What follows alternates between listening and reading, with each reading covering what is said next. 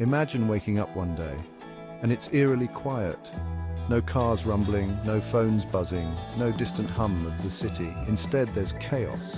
Birds are dive-bombing phone towers, wolves are blocking highways, and elephants are tearing down power plants like they're made of cardboard. The world's technology is dead, and humans? They're no longer in charge. At first, we didn't understand. We thought it was just animals acting out, a freak event. But then it started making sense. They weren't just disrupting us, they were organizing. Cities were abandoned overnight, humans driven into the countryside, not by violence, but by force. Wolves guarded streets, refusing entry. Elephants patrolled highways, blocking all movement, and in the skies, flocks of birds watched, ready to strike down drones and planes. The weirdest part, they weren't killing us, they were herding us. Farmers noticed cows leading them to streams when their wells dried up.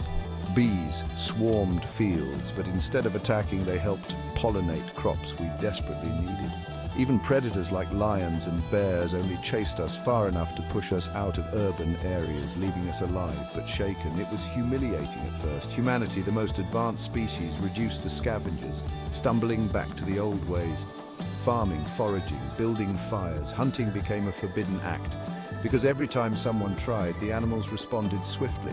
A bear might destroy a village's tools, or wolves would drive the hunters into the wilderness. Weeks turned to months, and something strange started happening. Without pollution, the air became clean, the skies brighter.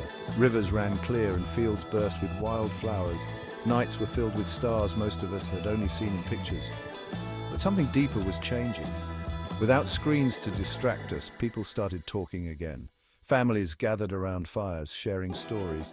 Skills lost for generations, like weaving, woodworking, and navigating by the stars, came back. One night, a former scientist, now just another villager, stood up and shared an idea that left everyone speechless. "The animals aren't punishing us," she said. "They're saving us." She explained how they'd noticed patterns, wolves warning of storms, birds pointing to edible plants, even rats clearing trash near water sources. The animals had been acting like caretakers, steering humanity back from the brink of self-destruction. It made sense. We'd pushed the planet to its limits. Climate disasters, wars, endless pollution.